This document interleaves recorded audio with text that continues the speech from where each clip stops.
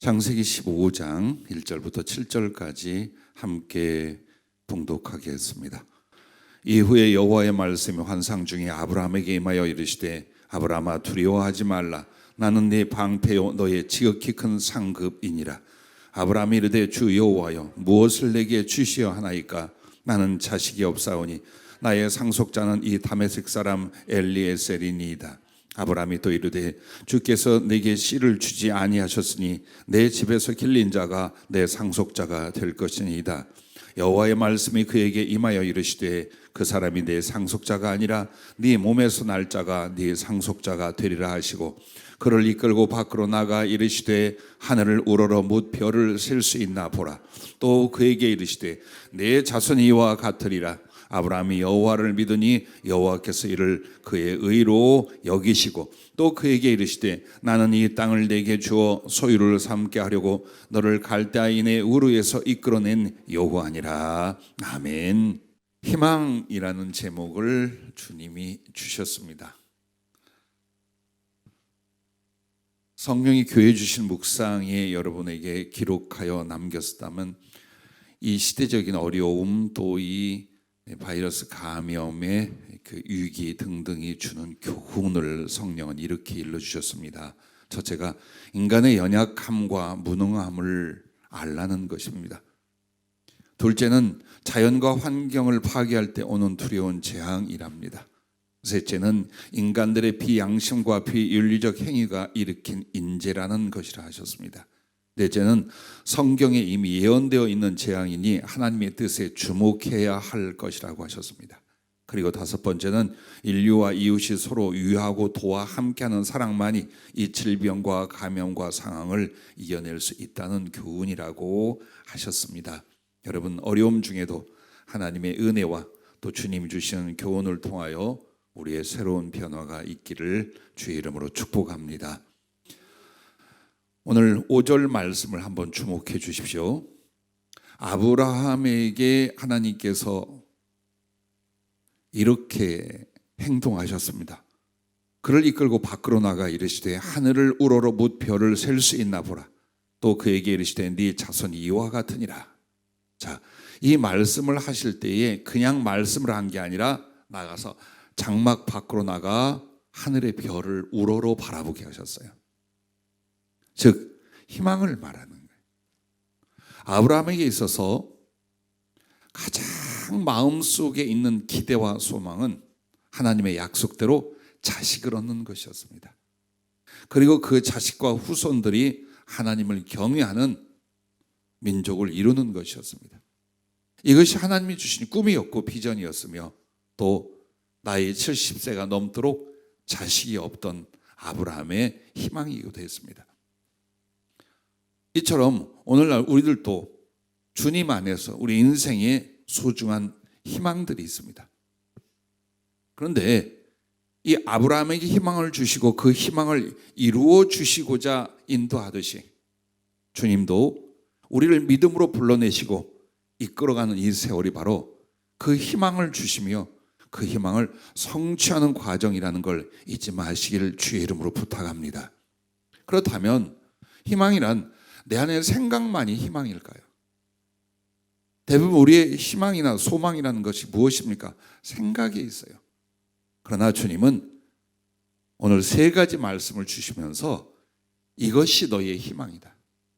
그리고 그 희망을 안고 희망을 이루어가는 과정에는 이와 같은 것들이 있어야 이루어진다라는 약속의 말씀을 아브라함을 통해 우리에게 주고 계시다는 것입니다.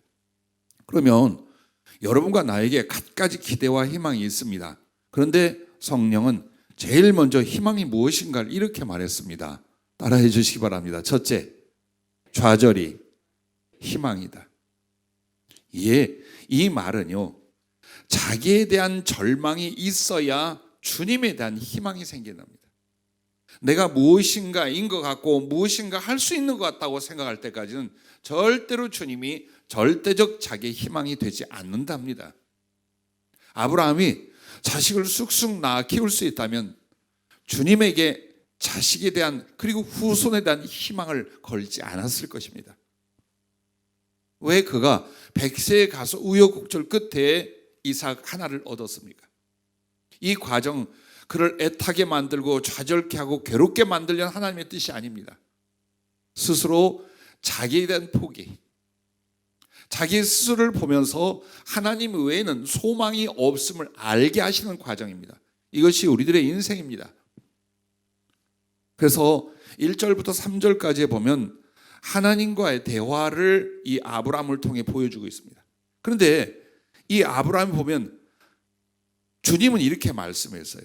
보세요. 자식 이야기 안 했습니다. 이후에 여호와의 말씀이 환상 중에 아브라함에게 임하여 이르시되 아브라함아 두려워하지 말라. 나는 네 방패여 너의 지극히 큰 상급이다.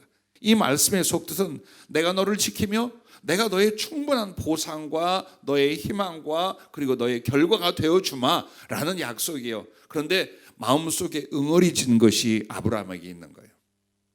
여러분이 예배를 드리고 기도하고 주님을 사랑하는 고백을 하면서 항상 이 속에 응어리가 있잖아요. 그런데 주님이 나를 사랑하신다면 이게 왜 빨리 안 이루어져? 이것은 왜 이렇게 어려워? 그렇게 기도하고 그러면 내가 주님 앞에 이렇게 영광을 돌릴 건데 이건 왜 어려워? 이건 왜 안 돼? 있어요, 분명히. 아브라함도 이 대화를 보십시오. 예, 감사합니다. 나는 주를 의지하고 주를 찬양합니다. 이런 결론이 나와야 돼요. 근데 방향이 2절을 보십시오. 아브라함이 이르되 주 여호와여 무엇을 내게 주시야 하나이까? 나는 자식이 없사오니 나의 상속자는 이 다메섹 사람 엘리에셀이니이다. 이거 좀 조금 가시도 친 말이에요. 1절에 하나님의 말씀을 보고 2절에 아브라함의 대답을 자세히 보십시오. 이 속에 응어리가 있고 좌절이 있어요. 그런데 이걸 알아야 되는 거예요. 내가 그냥 좌절과 절망을 안고 있을 때는 신앙도 인격도 그리고 소망도 다 이미 파괴되고 맙니다. 그런데 우리의 좌절과 절망이라는 건 이것입니다. 내 힘으로 할 수 없고 내 기대와 내 욕망과 내 요구로는 이루어질 수 없다라는 걸 빨리 아는 거예요. 그 부분에서의 절망, 그 부분에서 좌절이 여러분과 나에게 일어나야 돼요. 주님이 이 좌절의 과정을 이끌어 가시는 거예요. 아브라함을 불러냈습니다. 그리고 약속을 주셨습니다. 자식의 약속, 후손의 약속, 하나님의 축복의 약속을 주셨어요. 그런데 보면은 시간이 가고 세월이 갑니다. 그래 이 아브라함이 어떻게까지 아느냐? 아내가 자기의 여종을 첩으로 줍니다. 그래서 그를 통하여 하갈을 통하여 이스마엘을 낳게 됩니다. 자, 이거 절대로 하나님이 원하시는 게 아니었어요. 그 방법으로 꿈을 이루고 소망을 이루라고 한 것이 아니었어요. 그런데 점점점 조바심과 낙심이 그런 결과를 가져옵니다. 그 결과 가정에 큰 위기와 엄청난 갈등이 일어납니다.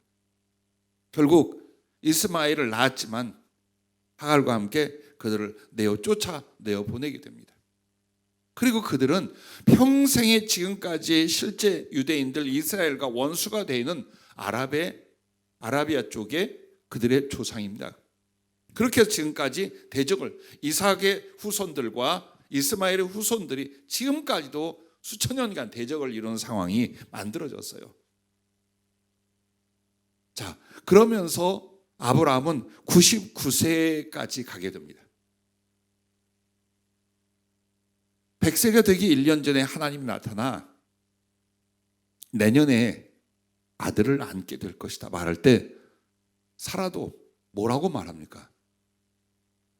남편도 늙고 나도 늙어 경수가 끊어지고, 즉 생산의 능력이란 자연적으로 인간적으로 도무지 기대할 수 없는 우리에게 무슨 아들이 생기고 즐거움이 있겠는가 하고 하나님 앞에 탄식의 웃음을 웃다가 혼나지요. 즉 그들에게 처음 주님의 부르심을 받은 게 75세라면 99세 되는 때까지 뭘 만드신 거예요? 좌절을 만드신 거예요.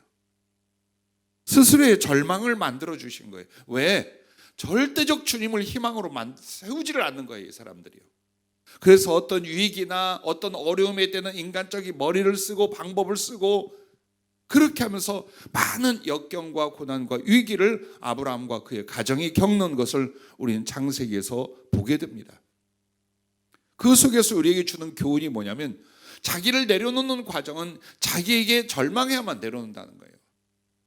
사랑하고 할만하고 기대하고 자기를 통해 뭔가를 이룰 수 있다라고 생각할 때는 사람이 절대로 자기를 포기하지 않습니다. 그래서 주님이 원하신 건 우리가 스스로 이룰 수 있는 우리가 가진 희망을 말하는 것이 아닙니다. 주님을 희망으로 삼게 하는 겁니다. 이렇게 할 때까지 우리에겐 뭐가 옵니까? 알게 모르게 좌절의 시간들, 좌절의 상황들이 오게 되는 겁니다. 지금까지 겪으시면서 낙심할 만한 일들, 어려움, 실패, 그리고 정말 스스로를 돌아보면서 자신감을 잃는 상황들, 이 모든 것들은 하나님이 우리를 외면하신 까닭이 아니라 절대적 희망을 주님께 두기 위하여 스스로를 포기하고 스스로에게 절망을 통하여 주님을 향한 희망의 사람으로 만들기 위한 하나님의 섭리와 이끄심이라는 사실을 잊지 마시기를 바랍니다. 그래서 우리 자신도 그래요. 내 자신에 대하여 그리고 나의 수고와 능력에 대해서 절망해야 합니다. 이 과정이 반드시 일어나야 됩니다. 그래야 주님께만 희망을 갖게 되기 때문입니다. 그래서 주님이 오늘 본문에 이 아브라함을 불러내었어요. 그리고 성경의 표현을 우러러 하늘의 뭇별을 바라보게 하죠. 즉 별을 하나의 이 사람을 향한 시청각 재료로 주님이 삼으셨을 때, 자, 바다의 모래도 있어요. 산의 나무들도 있어요. 엄청나게 많은 것들과 후손이라는 의미로 쓰려면 그 비유가 여러 가지가 있습니다. 그러나 왜 하늘의 뭇별을 말했을까요? 위를 들어 하늘을 우러러 보게 하시는 거예요. 즉 주님을 소망하게 한다는 것을 여기서 강력하게 우리에게 가르쳐줘요. 땅을 바라본다는 건 세상과 자기를 의지하고 신뢰하고 있는 모습이라면, 고개를 들어 하늘을 바라본다는 건 이제 나에게는 하나님 외에는, 주님 외에는 희망이 없습니다. 그리고 주님만이 나의 절대적인 소망입니다. 이걸 우리에게 가르쳐주는 하나의 교훈이라는 사실을 여러분 기억해 주시기를 바랍니다. 여러분과 내가 온갖 것을 해보려고 합니다. 머리를 써보고 노력을 하고 응용을 하고 사람을 이용하고 세상에 별의별 걸 다 합니다. 그러나 이것들이 다 뜻대로 되지 않을 때 만약 믿음이 있다면 그때 무엇이 됩니까? 오직 하나님만이 희망이라는 것, 오직 하나님만 소망할 수 있는 그런 사람이 됩니다. 그래서 우리들의 연단, 아브라함의 연단 25년은요 다른 게 아니에요. 오직 주님만을 바라보고 주님만을 소망하는 바로 그 신앙의 사람을 만드는 과정이라는 것입니다. 그래서 결국 자기가 아니라 오직 하나님과 그 약속이 희망이 되는 줄로 믿습니다. 여러분이 바울 사도가 바울이라는 이름으로 개명하기 전 사울이라는 사람이었잖아요. 근데 그가 잘못된 하나님에 대한 열심을 가지고 예수 믿는 사람을 잡아 죽이는 자리까지 이끌며 그가 스스로 자원해서 교회를 핍박하는 자가 되어 있었습니다. 그러다가 예수님을 만납니다. 그리고 그는 그 영광의 부활의 주님을 보면서 눈이 멀게 됩니다. 3일 동안 눈이 먼 채로 금식하면서 기도하고 있다고 그랬어요. 그때에 이 눈이 멀고 금식하고 있는 3일은 무엇이었을까요? 자기와 자기의 수고와 노력, 지나온 삶에 대한 후회와 좌절의 시간이에요. 아니었구나, 안 되는구나, 잘못 살았구나, 이게 아니었구나, 철저히 아파하며 자기에 대한 절망, 자기에 대한 부인의 시간이 3일간 있었어요. 그때 아나니아라는 제자를 통하여 주님이 보냅니다. 가봐라, 그가 기도하고 있네요. 이 말은 뭡니까? 절대적 절망, 자기에 대한 절대적 절망을 통하여 예수님을 사모하는 절대적 희망을 그가 품게 되었다는 걸 주님이 아신 거예요. 주님이 그걸 원하신 거예요. 그리고 그 3일 뒤에 아나니아를 통해 안수하며 눈이 열리고 성령 충만을 받고 그는 다시 태어나게 됩니다. 3일이 다행 아니었겠습니까? 어떤 사람은 3년, 어떤 사람은 30년, 어떤 사람은 평생 동안 어때요? 자기를 희망으로 삼고 좌절과 갈등 속에서 아무것도 전진하지 못하는 신앙인들도 많이 있는데, 아브라함은 그 3일이었습니다. 그래서 여러분과 내가 항상 보십시오. 우리의 모든 생각과 우리의 모든 뜻이 주님 말씀과 주님 뜻이 무엇인가를 알고 거기에 부합해야 됩니다. 하나라도 내 마음과 내 뜻대로 갈 때는 주님과 연합되며 영원한 사랑의 교제와 그리고 하나님의 계획과 뜻을 이룰 수 있는 그릇으로 쓰지를 못합니다. 그래 주님은 주시지 못하고 이루시지 못하는 것이 아니라 우리의 시선이 바뀌고 중심이 바뀌기를 바라고 계신 것입니다. 한번 돌아보십시오. 얼른 이루어지지 않았다거나 나의 무능과 연약함과 환경적 삶의 고난 등을 통하여 여러분은 스스로에게 낙심하고 절망하십시오. 그러나 그걸로 끝나지 말고 그러므로 나는 주님만을 바라보겠다. 나는 주님만을 의지하겠다는 소망의 사람이 될 수 있기를 주의 이름으로 축복합니다. 두 번째는 이것이었습니다. 이것도 함께 외쳐주시기 바랍니다. 기도가 희망이다. 아멘. 우리의 희망이나 소원이 그다지 이루어지는 것 같이 여겨지지 않는 수없이 오랜 세월들은요, 대부분 보면 서두에 말씀드린 것처럼 생각만 있어요. 나의 꿈, 나의 소망, 우리의 소원, 교회도 개인도 머릿속에 생각만 있는 거예요. 자, 내가 생각하는 것과 기도하는 것은 전혀 다릅니다. 내게 그런 생각이 있으니 나는 그것을 소망하고 그런 비전을 가지고 있다고 생각합니다. 그러나 그것을 이루기 위한 어때요? 나의 생각이 기도가 되어 주님께로 이전돼야 됩니다. 기도를 너무 쉽게 생각하거나 기도에 대하여 의미를 모르고서 기도에 대한 절망을 하는 사람들이 많아요. 상담 때 제일 얼굴에 반응이 없는 내용이 뭔 줄 압니까? 기도하시랍니다. 성령의 예언이나 지시를 나눌 때에 제가 상담하는 이들의 얼굴을 보지 않겠습니까? 근데 응답이 뭘로 나오냐? 언제쯤에 무슨 일이 일어날 것이다, 이러이러함으로 잘 될 것이다 하면은 죄송합니다, 입이 귀에 걸립니다. 지금은 여러분이 마스크를 써서 모르겠어요, 어디에 있는지 입이. 그런데 대답이 이렇게 한다. 기도하랍니다. 기도는 하는데요. 그래도 기도하랍니다. 그다음부터 말이 없어요. 왜 그럴까요? 왜 우리는 주님이 성경을 통하여 말씀하는 기도의 절대성, 기도의 그 은혜의 확신을 못 가질까요? 이유가 있어요. 해봤다 이겁니다. 기도 좀 해봤다 이거예요. 그런데 내가 바라는 일들이 그렇게 탁탁 이루어지지 않더라 이거예요. 지나간 시절에. 그래 기도하라면 또 그래요. 기도해봤자 기도한다고 이렇게 가는 거예요. 그런데 오늘 이 말씀을 통해 기도가 희망이다라는 건 바로 이거예요. 기도는 오직 주님만을 희망으로 믿는 믿음이랍니다. 즉 앞에서 말한 것처럼 왜 기도하느냐? 나한테 좌절한 거예요. 나의 무능력과 나의 연약함과 나의 쓸데없음과 난 아무것도 할 수가 없어요. 그래서 오직 주님만을 희망으로 삼고 사모하고 의지하는 그 마음과 행위가 뭐냐? 기도입니다. 그래서 기도는 마음이면서 행위에 속하는 일이에요. 기도는 행동하지 않고 말만 한다고 그렇지 않아요. 기도 자체가 행위가 되는 거예요. 하나님을 향하여. 그래서 여러분의 기도는 다른 것들에 대한 기대와 소망이 주님만을 희망으로 바꾸어가는 믿음이랍니다. 바로 그 믿음의 행위라고 성경은 말하고 계십니다. 오늘 이 아브라함의 이야기 보세요.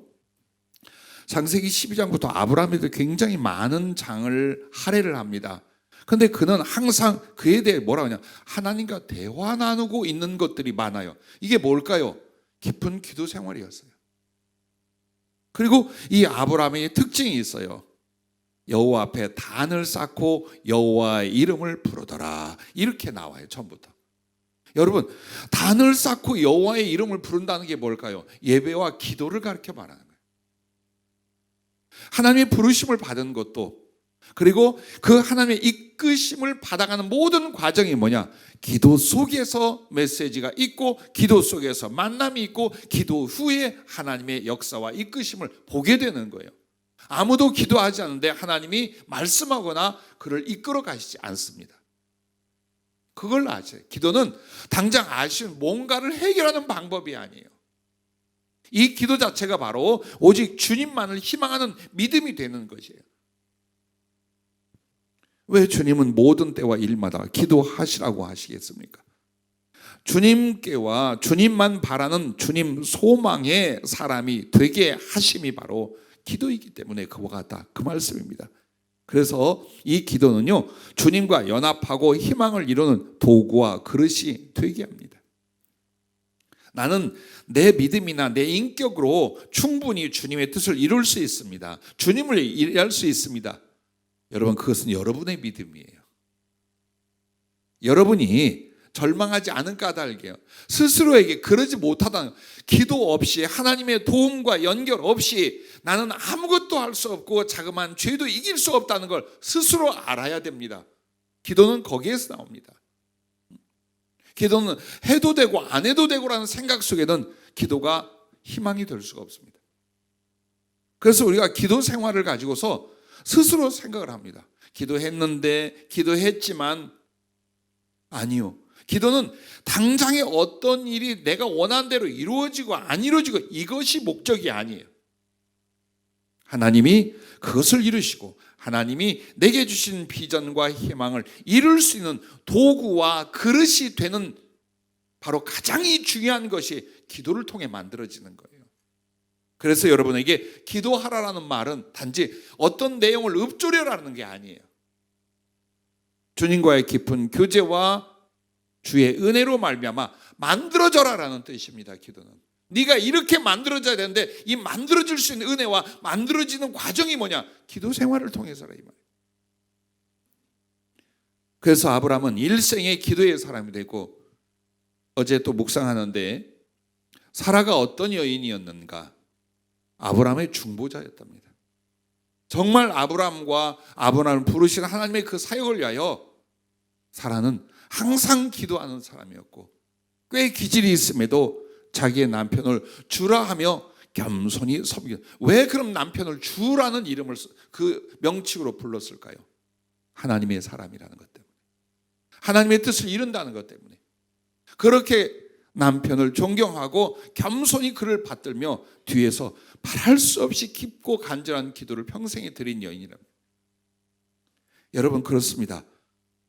우리에게 보기에 내 자신이 기도하는 사람이 되는 것이요, 나의 지인들과 가족들이, 믿음의 형제들이 기도하는 사람이라면 최고의 복인 줄로 믿습니다. 그래서 아브라함이 기도의 사람이었어요. 그리고 그 아들 이삭이 기도의 사람이었어요. 그래서 야곱을 도망치고 있던 야곱을 만나주신 주님이 하늘 보좌를 보여주시고 그 거룩한 계단을 보여주시며 천사들이 오르락내락하는 모습을 보여주셨어요. 이유가 있어요. 그거 왜 보여주셨을까요? 믿음이 없어서? 용기를 주기 위해서? 아니요. 바로 그 하나님을 향하여 소망을 삼고 기도하라고 하나님이 그에게 나타나셨던 거예요. 그래서 그 내용의 뒤를 이어서 보면 바로 아브라함은 하나님을 향하여 서원하게 됩니다. 그리고 그 서원은 평생의 기도로 주님을 앙망하며 이어져 가게 됩니다. 우리들의 인생에 주님은 우리를 어디로 보내시고 어떤 사람이 되게 하냐? 기도의 자리로 보내어 기도의 사람이 되게 만드는 것이었어요. 이걸 자꾸 잊는 거예요. 급할 때 기도하고 필요할 때 기도하는 거 아니요. 기도 자체가 되라는 거예요. 그래야만이 주님의 희망, 우리의 희망을 성취할 수 있는 그릇이 되고 도구가 되는 것을 여러분 믿으시길 바랍니다. 그래서 여러분과 나는 기도가 없으면 희망도 없고, 그러나 모든 절망의 상황에도 기도는 이기고 이루는 희망인 줄로 믿으시길 바랍니다. 여러분, 기도 응답은 주님의 언약이에요. 그리고 주님이 일하시고 역사하는 이유예요. 그러므로 여러분이 기도할 수 있다면 이것이 희망입니다. 내가 그만큼 정말 하나님 앞에 나 자신을 드리고 주님의 뜻을 이루어가는 그런 기도가 아니었다면 이제부터는 우리에게 그렇게 주님이 나를 만지시고 만들어가는 과정에 들어갈 만큼의 기도는 우리의 희망이다. 우리의 모든 것을 이루고 하나님의 계획과 약속을 능히 이룰 수 있는 희망이 되는 줄로 믿으시길 바랍니다. 자, 세 번째는 이것도 한번 따라해 주시기 바랍니다. 변화가 희망이다. 아멘. 안 바뀌니까 하나님의 역사가 안 일어나고 안 바뀌니까 하나님의 연단만 있는 거예요. 그런데 만약 여러분이 변화가 시작이 됐어요. 그게 희망인 거예요. 이게 이루어질까? 과연 그 일을 할 수 있을까? 이것이 물러갈까? 이게 아니에요. 내가 변화되면 하나님을 향하여 그분의 뜻대로 나의 변화는, 즉 하나님께서 나를 향한 계획과 내게 주신 약속을 이룰 수 있는 바로 그 기회가 되는 거예요. 그래서 혹시라도 여러분과 내가 변화하기가 더디었었어요. 혹은 어느 분도 변화되지 않았어요. 근데 난 지금 변화되기로 작정했고 변화되고 있어요. 그러면 그 희망이 성취되고 있음을 믿으시기 바랍니다. 성경의 모든 유인들을 보세요. 하나님이 그들을 알고 부르신 다음에 어떤 시간이 있었어요? 변화의 시간을 줘요. 그리고 변화의 시간이에요. 그 다음에 쓰셔요. 아무도 하나님이 바로 불러서 그대로 쓴 사람은 성경에 아무도 없어요. 하물며 오늘 우리들은요, 우리에게 약속을 주시고 비전을 줬어요. 그 은혜의 맛과 거룩한 사랑과 영적 체험도 하게 했어요. 그럼 그 다음부터 실질적으로 하나님의 일을 위하여 모든 것이 다 이루어지고 부어지느냐? 아니요. 그 거룩한 약속은 바로 믿기예요. 우리를 향한 주님의 목표는 우리의 변화, 성숙에 있어요. 그래서 주님은 내가 변화되지 않는다면 내게 주실 것과 나를 통해 이루실 것도 지연이 되거나 지나갑니다. 그래서 내가 그것을 이루어야지, 이것을 붙잡아 이루어야지, 그것을 할 것이 아니라 주님의 뜻과 주님의 바람대로 내가 성숙한 변화를 이루어가는 겁니다. 여러분과 나는 그것만 애쓰고 그걸 위하여 살면 됩니다. 그러므로 여러분 보십시오. 기도의 응답을요, 그 일이 이루어지는 데에 두지 말고 나의 변화에 두랍니다. 앞에 기도가 희망이라고 말씀을 했어요. 근데 그 기도는 어떻게 하는 거냐? 이걸 이루어 주옵소서, 이것이 되게 해 주시옵소서, 이 일을 하게 하옵소서 해요. 그 기도를 하고 그게 되나 안 되나만을 봐요. 이런 기도 생활은 그 사람을 하나도 변화시킬 수가 없습니다. 기도의 목표, 기도의 목적을 주님의 말씀과 주님의 그 거룩하신 뜻을 따라서 내가 성숙하고 변화된 데 두는 거예요. 내 스스로 애써보니 안 되더라. 그러므로 하나님의 은혜를 구하는 거예요. 나의 심성에 대하여, 나의 믿음에 대하여, 나의 사랑에 대하여, 나의 충성에 대하여, 나의 행위에 대하여, 나의 근본에 대하여 목표는 예수 그리스도를 닮아가는 것입니다. 그래서 여러분이 끊임없이 기도 생활하는 게 뭐냐면 요것이 되고 요것을 피하고 하는 삶의 요령을 위하여 기도를 하는 것이 아니라 나의 변화, 그리고 예수를 닮아가고 그분의 뜻이 내 안에서 이루어지는 나의 변화를 기도의 응답으로, 기도의 목적으로 두라는 것입니다. 그래서 여러분과 나에게 주님의 마음을 가장 크게 감동하는 울림이며 주님이 주시는 가장 큰 은혜는 어디에서 오느냐? 회개에서 옵니다. 변화의 시작은 회개입니다. 그래서 우리는 회개를 두려워하거나 회개를 지겨워합니다. 회개라는 말만 나오면 벌써 책만 갖고 마음이 답답해지는 경향이 있어요. 그러나 회개는요, 변화 열매예요. 그냥 눈물 좀 흘리고 마음 좀 아파한다는 우리는 회개하려면 이렇게 해야 된다고 생각합니다. 아니요, 변화되는 것이 회개입니다. 웃으면서도 우리는 회개할 수 있는 거예요. 주를 찬송하고 기뻐 춤추면서도 우리는 회개와 그 열매를 이룰 수가 있는 거예요. 무엇을 통해? 하나님의 말씀과 그의 요구를 따라 변화를 통해. 그러나 아무리 울고 가슴을 치고 내가 죽일 놈 찾으면서 엎드려 있어도 변화되지 않는다면 그 회개는 회개가 아니었던 거예요. 그래서 여러분의 성숙이 어디에서 옵니까? 하나님의 뜻을 이루는 거룩함이 어디에서 옵니까? 회개에서 온다라는 거예요. 그럼 우리는 어떻게 회개해야 됩니까? 하나님의 뜻과 하나님 앞에서 우리가 어떻게 자라날 것에 대해서 변화되지 않는 부분에 대하여 회개하는 겁니다. 양심의 가책이나 윤리적인 문제를 놓고 요거에 대한 갈등만을 겪고 있는 거예요. 회개한다라고. 그게 아니에요. 변화해 두세요. 성숙해 두세요. 진보해 두세요. 내 성격에 대해서 그렇습니까? 내 생활에 대해서 그렇습니까? 하나님과 나의 관계 혹은 그분을 섬기고 기쁘시게 하는 문제에서 내가 느끼고 있습니까? 그렇다면 그것을 이루도록 더 한 걸음 나아가는 변화와 진보의 회개의 열매를 둘 수 있기를 바랍니다. 주님이 왜 그렇게 상한 심령을 기뻐하시고 또 외면치 않으십니까?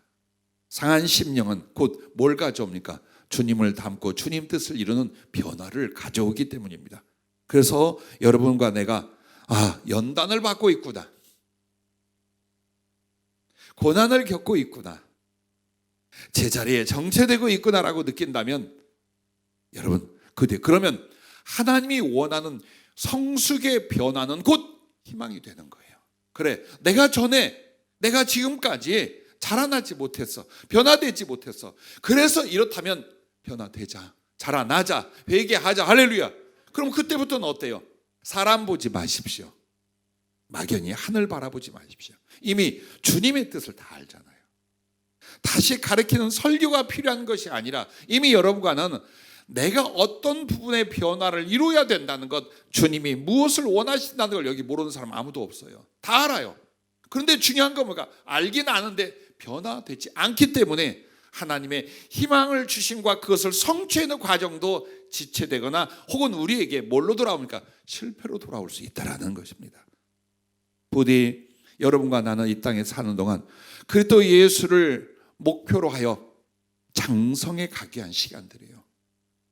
신앙과 그 인격이, 그 존재가 예수님을 닮아가는 것입니다. 이 변화, 이 성숙을 위하여 시간을 주셨고 생명을 주신 것입니다.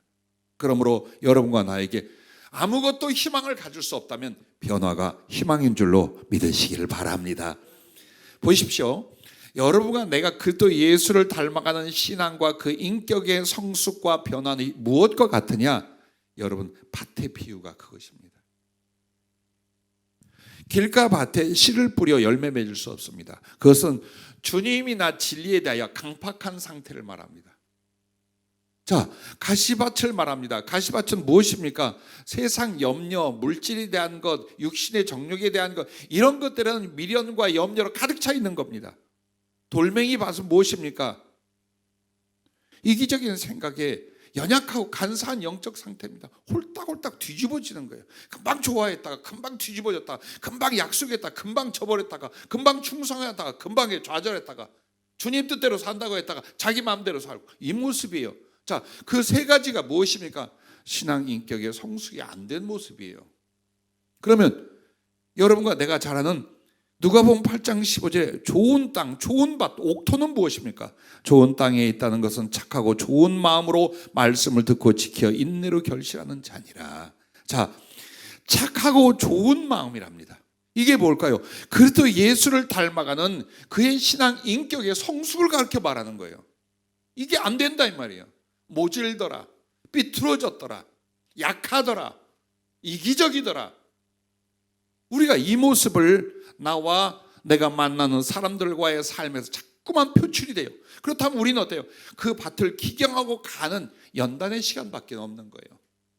그러나 나의 마음과 나의 성품과 나의 소망이 무엇으로 바뀌어가는, 그리스도 예수를 닮아가는 그 거룩한 그리고 그 사랑스러운 성품과 인격의 변화와 성수를 이뤄가는 거예요. 그러면 그때부터 주님 어때요? 희망의 씨를 심어서 30배, 60배, 100배의 결실을 여러분에게 이루게 하실 줄로 믿습니다. 다른 데 있지 않아요. 주님을 향한 전진, 우리의 모습과 심령과 삶의 변화를 일으킬 수 있기를 주의 이름으로 축복합니다. 자, 이 아브라함이요, 굉장히 믿음 좋은 사람, 하나님을 경외하는 사람으로 우리가 생각하잖아요. 그러나 절대적인 허물과 실수들이 이 창세기에 보면 나타나요. 그를 향하여 가나안으로 가게 했습니다. 하나님의 명령이었습니다. 그리고 그 안에서 하나님의 계획이 있었습니다. 그러나 가뭄이 오고 삶의 위기가 옵니다. 그러나 그런 삶의 가뭄이나 물질적 위기 안에서도 아브라함은 거부였어요. 그에게 주신 것이 어마어마하게 많았어요. 그럼에도 그는 애굽 쪽으로 내려갑니다. 그러다가 자기 아내가 엄청난 미인이에요. 염려가 왔어요. 하나님에 대한 믿음보다 두려움과 염려가 왔어요. 그게 뭐냐? 아내를 빼앗겨요. 자기를 죽일까 봐 아내에게 부탁을 합니다. 우리 부부라고 하지 말자. 우리 누이 오빠라고 하자. 사실은 친척 간에 그렇게 되니까. 그러니까 반은 진실이고 반은 거짓말로 그렇게 했어요. 그 바람에 바로가 데려갔어요. 아내를 사모했어요. 그리고 후하게 보상까지 해줬어요. 하나님의 거룩한 계획으로 말미암아 아내를 돌려올 수 있었어요. 그리고 돌아옵니다.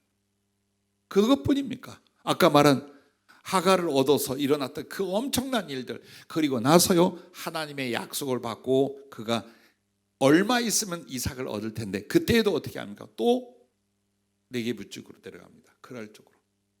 또 거기로 피해갑니다. 거기서도 걱정이 돼서 그렇게 늙은 아내가 엄청난 미인이었나 봐요. 그때도. 또 걱정을 해서 거짓말을 합니다. 그 바람에 그랄 왕이 다시 아내를 취해갑니다.